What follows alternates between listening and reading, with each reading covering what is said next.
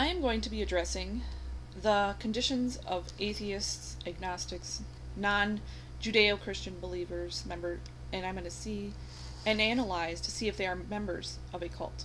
Now, they are not, usually atheists, agnostics are not really truly members of a community. Instead, they are members of a isolated condition. They are creating their own reality, basically. They are creating a form of worship, but it's more than likely either of themselves or of something that really truly isn't good. So I'm just going to analyze to see if they're a sort of cult, if they're members of a cult, and maybe it's a cult of their own design and their own making. Okay, I'm going to ask some questions. Okay, here's the key element. Cult leaders typically have control of their followers. They victimize. They say what a person can and cannot believe. They say what a person can and cannot do with their existence. They claim to know some truth, but it's actually a lie. So that is essentially what cults do, and they manipulate reality. That's basically the ultimate summary of a cult. They're manipulators of reality. They say you're not really truly related to that person. You shouldn't be contacting them. You shouldn't be talking to them. You shouldn't be helping them. You shouldn't be helping that person. You should be doing this for me, my way. Me and myself is all that matters. So that's atheism and agnostic sort of conditions. I'm going to mostly address this condition. I'm not going to address like Buddhism and Hinduism and those sorts of religions at this time. I'm mostly going to focus on the cult nature of agnostics and atheistics, non-Judeo-Christian believers in general, why they come up with the beliefs that they do. I'm not saying to hate these people or to make their life harder. I'm saying to be aware that they do possibly have somewhat of a cult-like behavior. Okay, here's the key element. Again, they have no knowledge of reality and what is truly in existence. They assume a reality that really doesn't exist.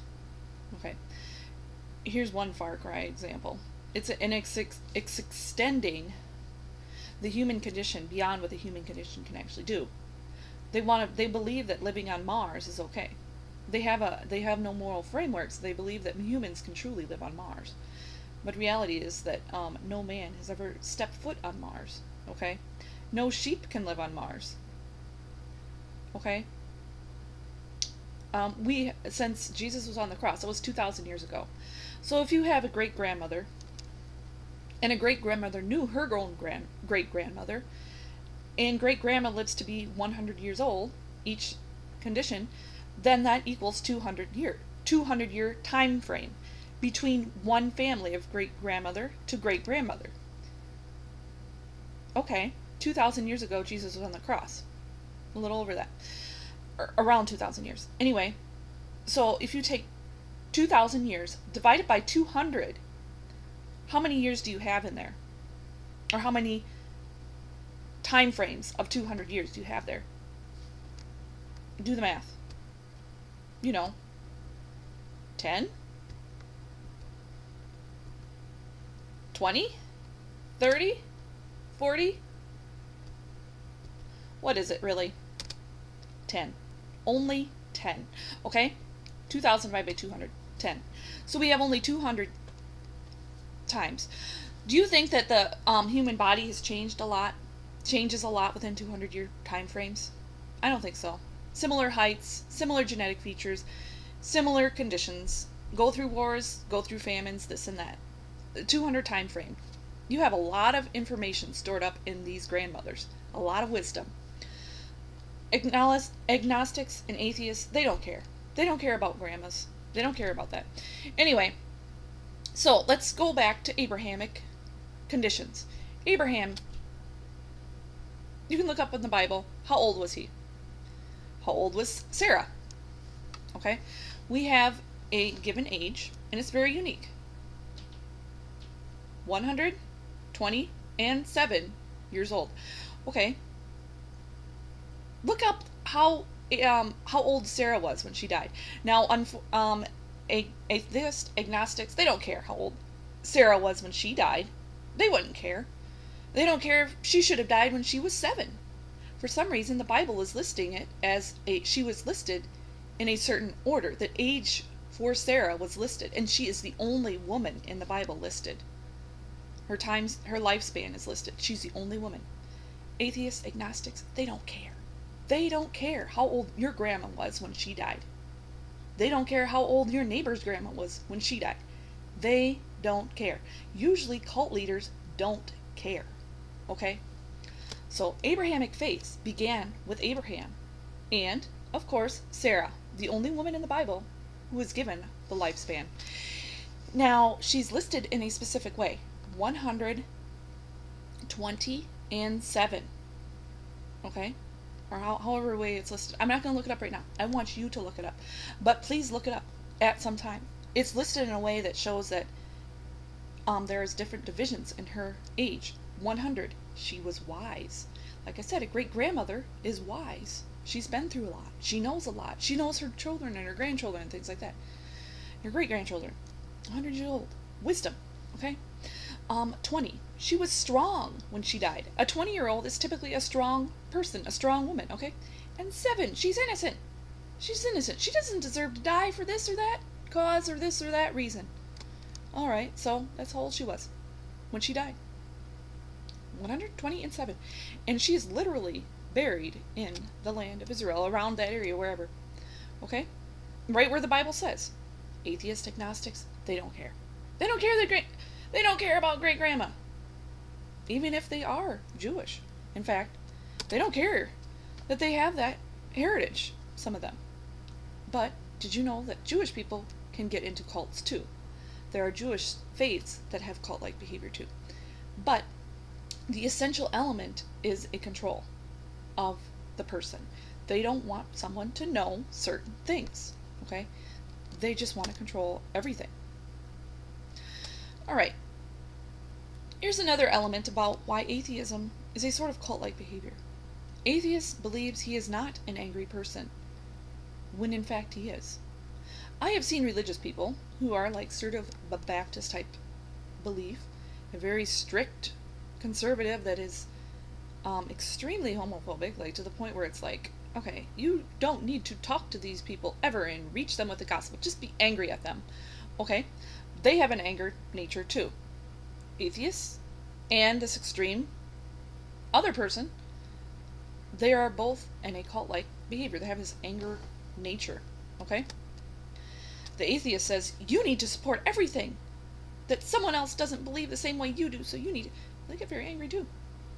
You need to support gay marriage. All of it. Both of them are extreme.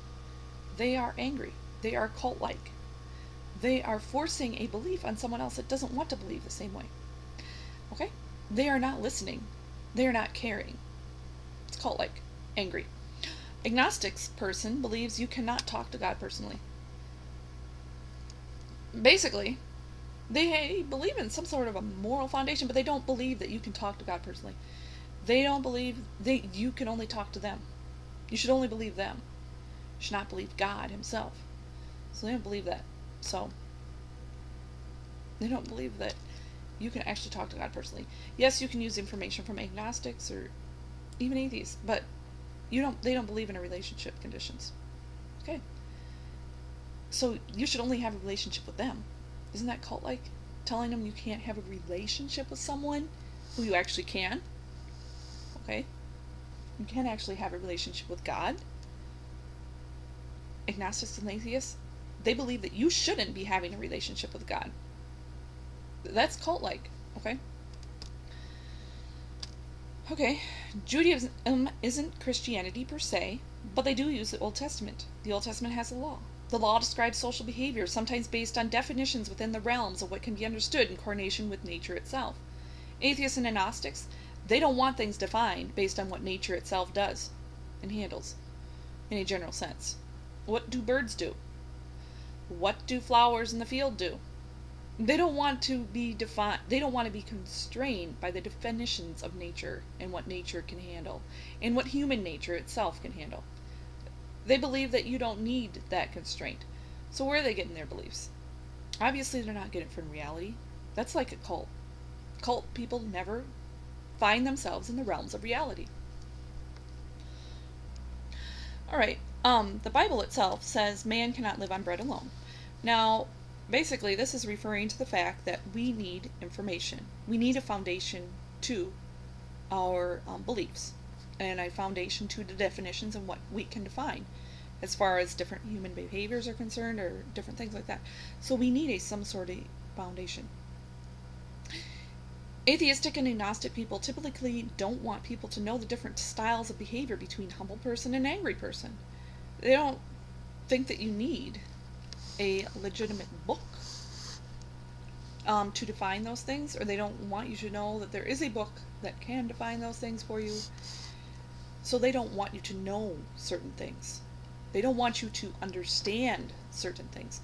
Isn't that kind of what cult leaders do? They don't want you to know that their practices are bad. They don't want you to know that these practices of those people over there are good.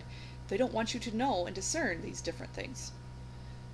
So atheistic, agnostic people don't want people to know the different styles of behavior, whether the behavior is good or whether it's bad. They don't want you to know that. Okay? Typically, in an atheistic person, human life doesn't begin at conception in their mind.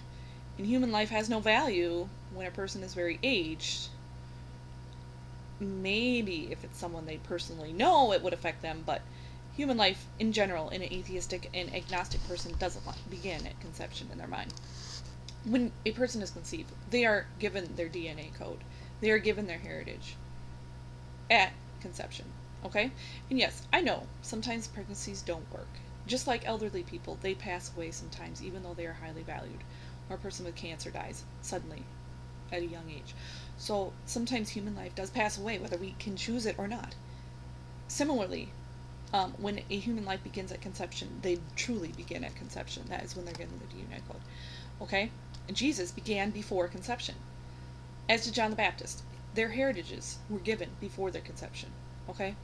Their bringing and their upbringing was brought before they were even conceived. Okay? So, an atheistic and agnostic person doesn't acknowledge full personhood. It's impossible to be a full person without acknowledging a person at before their conception, because they have a heritage, they have a personhood. Okay?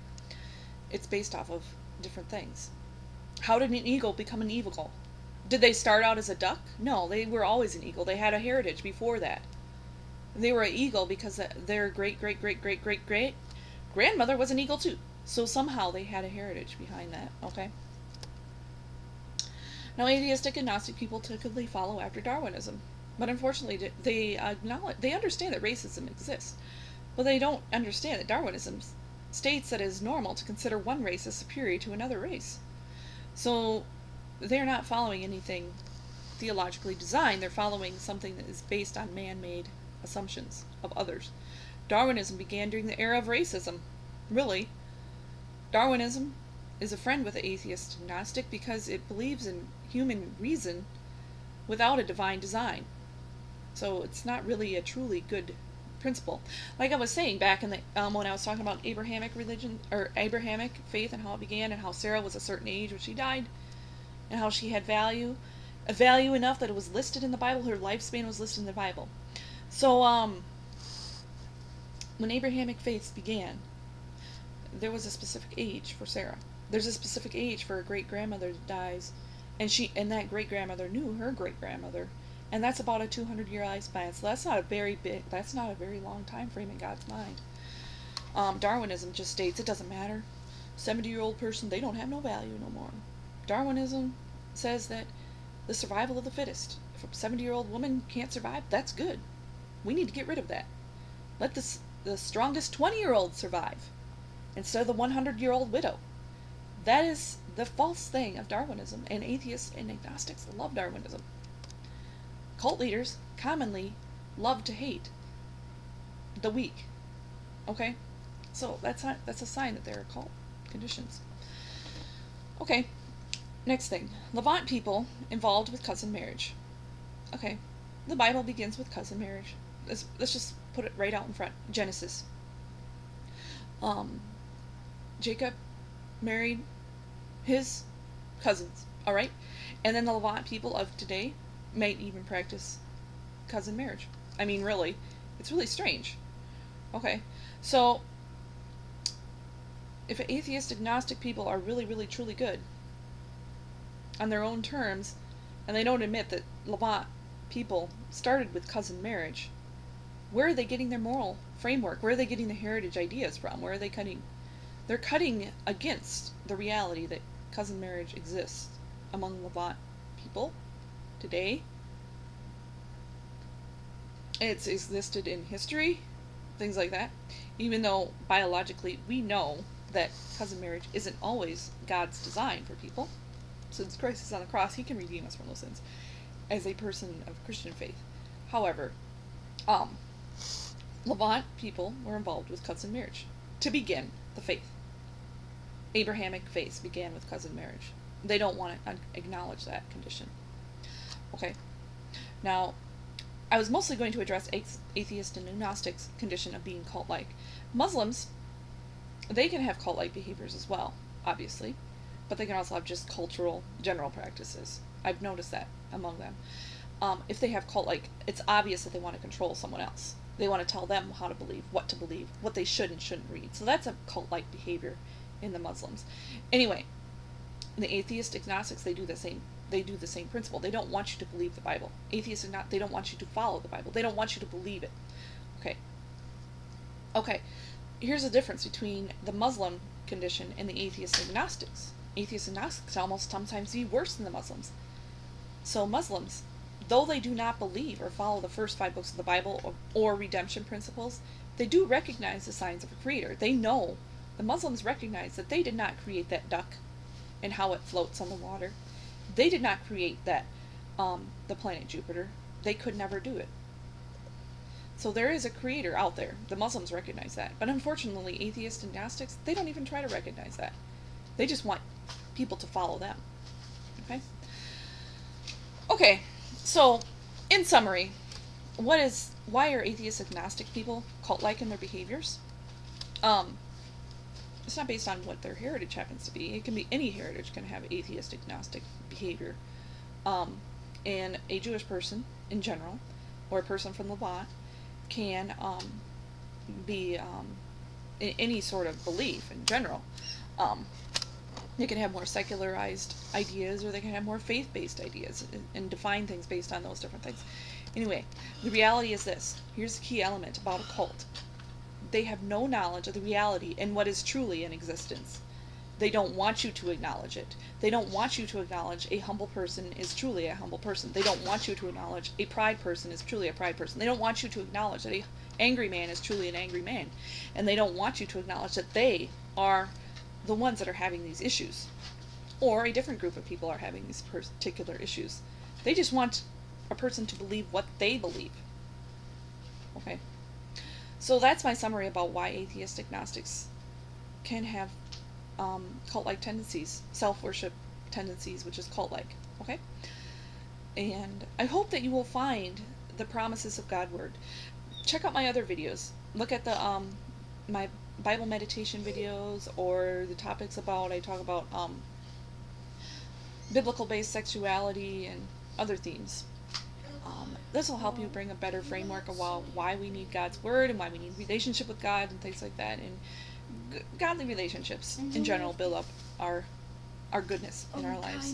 And I'll leave you with that. Thank you. Bye.